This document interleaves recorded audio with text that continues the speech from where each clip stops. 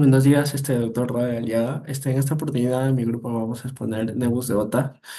Los alumnos son Acosta Carrera, Ramírez Chávez, Tilla Barrocal y Vergara Artica. Y mi persona, Ramírez Chávez, que va a empezar con esta presentación. Entonces, ¿qué es el Nebus de Ota? El Nebus de Ota, pues, es una melanocitosis dérmica adquirida o también puede ser congénita, caracterizada por una hiperpigmentación azulada o grisácea. ¿Cuándo aparece? Aparece desde el nacimiento, la infancia temprana y puede ser durante la pubertad. Es congénita en la mayoría de casos, pero no hereditario, más frecuente en mujeres y sobre todo en japonesas y coreanas. Ya. En su fisiopatología, primeramente, todo empieza con los melanocitos, porque como sabemos, nacen de la cresta neural. Entonces, mayormente cuando nace la cresta neural, migran hacia el epidermis y van hacia la célula basal a sentarse ahí, ¿no? Entonces, ahí produce su función de producir melanina y dar ese color característico. También tener en cuenta que la cresta neural produce otras células, ¿no? Como el célula de Schwann o nervios, ¿no? Periféricos. Y pues también los melanocitos también van hacia el epitelio de los ojos. Entonces, las manifestaciones clínicas, pues mayormente es una localización típica, por ejemplo, en la frente, región privataria, sí, mejilla, nariz, o los párpados superiores e inferiores. ¿Y esto por qué? Porque esta migración de los melanocitos mayormente se localiza en la dermis profunda, ¿no? En esta enfermedad.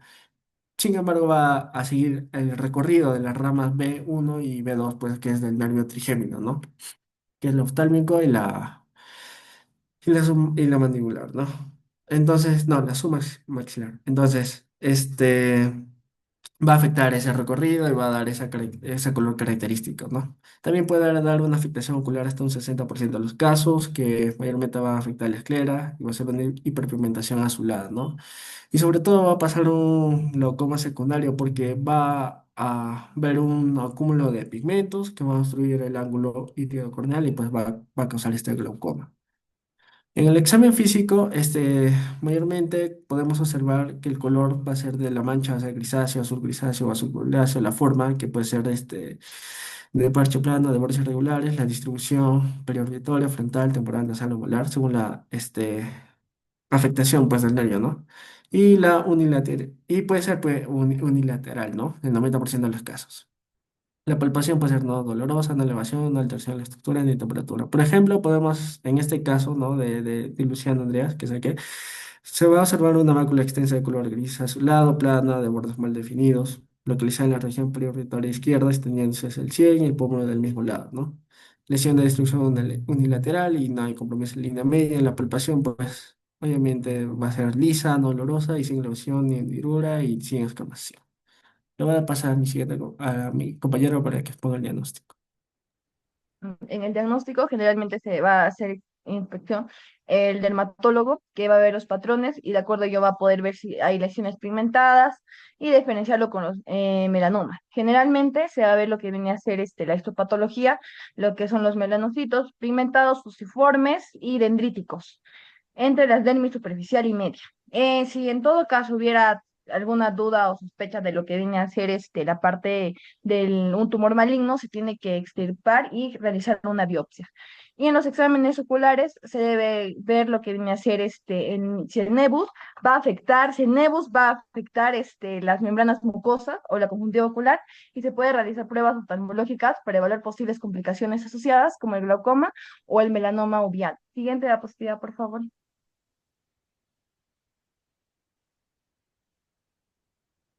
Bueno, en los diagnósticos diferenciales se va a ver principalmente lo que viene a ser el nevus de Ori, que van a ser máculas marrón grisáceas en la región malar y a diferencia del nevo de Ota, es bilateral y no afecta a la esclerótica.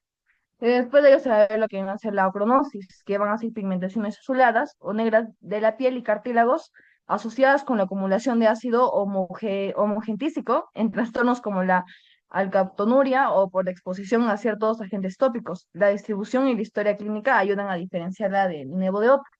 Y por último se va a tener el melasma, que es una hiperpigmentación marrón que aparece en áreas expuestas al sol, como las mejillas y el labio superior. Es más común en mujeres y se relaciona con factores hormonales y exposición. Siguiente diapositiva, por favor. Por-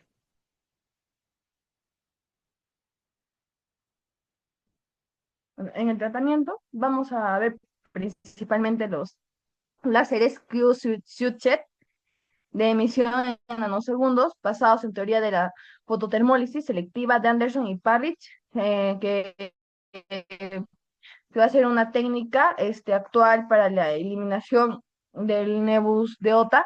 A su vez, también se va a tener los láseres QS de Rubí, que van a tener distintos tipos de emisiones que van a actuar para las estructuras circundantes, y a su vez la implantación de los láseres de Mode Lockett de emisión en picosegundos ha optimizado la eliminación del nebus de OTA con menor número de sesiones y menos riesgo de complicaciones, principalmente el eritema e hiperpigmentación postinflamatoria. Doy pase a...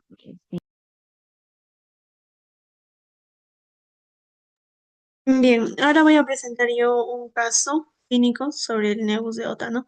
Se trata de una paciente de sexo femenino, de 32 años de edad, boliviana, quien consulta por presentar una mácula pigmentada y sin síntomas a nivel del rostro. Esto desde el nacimiento, ¿no? Niega antecedentes patológicos, familiares, personales. Y al examen físico, pues se observa una mácula hiperpigmentada de bordes difusos con un color medio marrón grisáceo. Esta está localizada hasta en el dorso de la nariz, extendiéndose bilateralmente sobre la superficie malar, frente y la piel periorbitaria, además de una coloración azul de la esclera del ojo izquierdo, y no se encontró mayor afectación, ¿no? Como en mucosa o a nivel nasal. Siguiente, por favor. Bien, como podemos ver en esta figura, se observan las máculas hiperpigmentadas en ambas regiones periorbitarias, a nivel malar y también a nivel frontal, ¿no? Siguiente. Bien, aquí se puede observar la hiperpigmentación de color azulada o media marrón a nivel del tabique nasal. Siguiente. Y bien, en la tercera imagen se puede observar, ¿no?, la afectación de la esclerótica en el ojo izquierdo, pero con una conservación de la esclerótica del lado derecho, ¿no? Siguiente. Bien, se pidieron sus exámenes complementarios como los de rutina y el perfil tiroideo para descartar otras enfermedades y se tomó una biopsia de piel, ¿no?, de la región frontal derecha. Los resultados dentro del laboratorio pues fueron parámetros realmente normales y en el lado del estudio histopatológico pues sí se informa una proliferación de melanocitos poliédricos, dendríticos y fosiformes en la dermis compatibles con el DO de OTA, ¿no? Aquí en la imagen se observa la moderada hiperkeratosis y ortokeratosis que se observó en la lámina de la biopsia de piel. Siguiente. Bien, también se observan escasos melanocitos a nivel de la dermis papilar, con una mayor densidad de esos melanocitos dentro de la dermis reticular superior, una hiperpigmentación de la capa basal, sin alteración de la estructura dérmica, ¿no? Lo que también es compatible con un nuevo de OTA, y acá también se muestran células fosiformes con un contenido melánico entre las fibras colágenas. Siguiente. En la discusión, pues básicamente nos hablan acerca del nevo de OTA, el cual también se puede denominar como una melanocitosis oculodérmica, ¿no? Se manifiesta casi después del nacimiento o en una juventud temprana y tiene una prevalencia mayor en mujeres, pero su etiología pues es de etiopatogenia desconocida. Normalmente se cree que es por una alteración en la migración de los melanocitos de la cresta neural o por la activación somática y mutación de los genes GNK, NAQ o el GNA11, dependiendo, ya que estos van a codificar las subunidades alfa de la proteína G y principalmente va a afectar las áreas inervadas por la segunda y la primera división del nervio trigémino. Siguiente. Asimismo, el caso clínico pues nos habla de que clínicamente solo se van a observar las máculas moteadas marrón, ¿no? Em, Marrones o azulescas, con una distribución parchada, reticulada y en realidad con unos límites irregulares. Se puede presentar también a nivel unilateral o puede propagarse activa y se observa de forma bilateral solo en un 5 a un 10% de los pacientes, lo cual es realmente infrecuente, ¿no? Dentro de sus extensiones, pues se pueden dar, si es que es pequeño o leve, intermedio moderado, extenso pronunciado y bilateral también. Siguiente.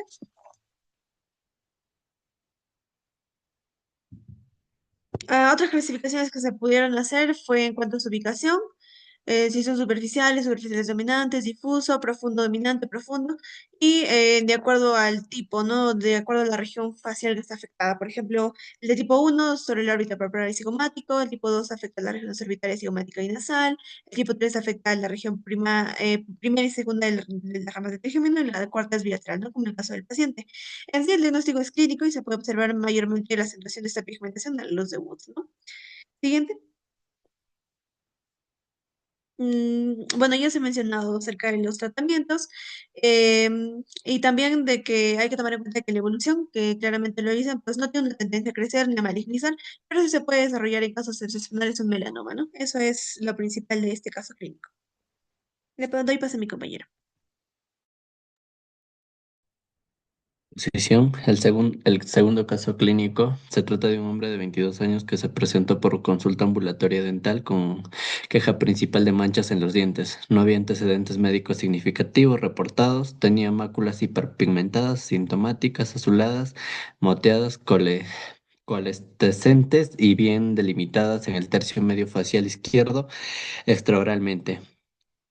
Este afectaba al zigoma temporal, frontal y el área del seno maxilar. También se observó pigmentación azulada de la esclerótica y al obtener la historia eh, específica con respecto a la decoloración escleral y facial, el paciente reveló que estaba presente desde el nacimiento y que los antecedentes familiares no contribuían con este. La coloración había aumentado gradualmente hasta la edad de los 14 años y se había mantenido estática desde entonces. El paciente negó tomar alguna medicación y no dio antecedentes de fotosensibilidad. El paciente estaba asintomático y sin efectos en la visión, ni cambios sensoriales, ni en la audición. Siguiente, por favor. Siguiendo con el examen, en el examen físico se encuentra en la cavidad oral una decoloración azulada de aproximadamente 2 centímetros de diámetro con márgenes difusos en el lado izquierdo del paladar duro que cruzaba ligeramente la línea media. La mucosa bucal, la lengua y el suelo de la boca eran normales. El paciente fue derivado a dermatología para consulta que no informa ninguna anomalía aparte de la decoloración en la cara. El examen auditivo tampoco reveló ninguna decoloración de la aurícula y la membrana timpánica. No se detectó ninguna anomalía por parte de la decoloración después del examen oftalmológico y se dio un diagnóstico clínico de nevo de Ota en un consenso dermatológico. Se recomendó al paciente un tratamiento para él mismo, pero no estaba dispuesto a ningún tipo de tratamiento ya que era sintomático. Posteriormente, el paciente fue derivado para profilaxis oral y se le recomendó que se presentara para seguimientos regulares del nevo de Ota. Siguiente. La discusión del caso, como ya lo mencionaron mis compañeros, el nevo de Ota aún se desconoce su etiología, sin embargo, este puede ser formado por los melanocitos que persistieron y no migraron completamente de la cresta neural a la epidermis. Clínicamente, el nevo de Ota se presenta como una mancha marrón, azul o gris en la cara, ¿no? Es congénita o puede ser adquirida y se encuentra dentro de la distribución de las ramas oftálmica y maxilar del nervio trigémino, ¿no? Es más frecuente en mujeres que en varones y puede ser unilateral o bilateral, pero más frecuente es unilateral en un 90-95%. No ocurre una regresión espontánea, aunque la intensidad va a incrementarse según la menstruación, la fatiga y el clima. El nevo de Ota suele presentarse asociado al nevo de Ito, que es una afectación melanocítica dérmica que afecta a la zona del hombro. Eh, Estas afecciones cutáneas y leptomeningias benignas asociadas con el nevo de Ota son la facomatosis pigmentovascular, el nevo flamígero, el síndrome de Sturger-Weber y la enfermedad de Takayasu. Siguiente, por favor. Para poder clasificar este tipo de nevo de Ota se usa la clasificación Mishima, lo cual este tipo de en nuestro paciente está en el tipo 3, que es intensivo, de azul a profundo marrón y afecta la primera y segunda división de neuralgia del trigémino. Siguiente, por favor. Entonces, en las conclusiones, el nevo de Ota presenta una afectación palatina en varones, o sea, la presentación palatina es poco frecuente Los odontólogos deben estar siempre alerta para diagnosticar esta afección y derivar al paciente a una consulta dermatológica o oftalmológica, ya que este puede malignizarse. Los pacientes con nevo de Ota y especialmente la con pigmentación palatina siempre deben ser examinados por odontólogos y estos deben tener un conocimiento profundo del nevo de Ota y su diagnóstico diferencial para evitar diagnósticos erróneos y por consiguiente el riesgo de transformación maligna, ¿no? También se debe concientizar al paciente sobre la potencial de presentar glaucoma y la malignidad. Y se recomienda una evaluación multidisciplinaria con dermatólogos, oftalmólogos y odontólogos para el paciente que presenta el nevo de Ota. Siguiente. Muchas gracias.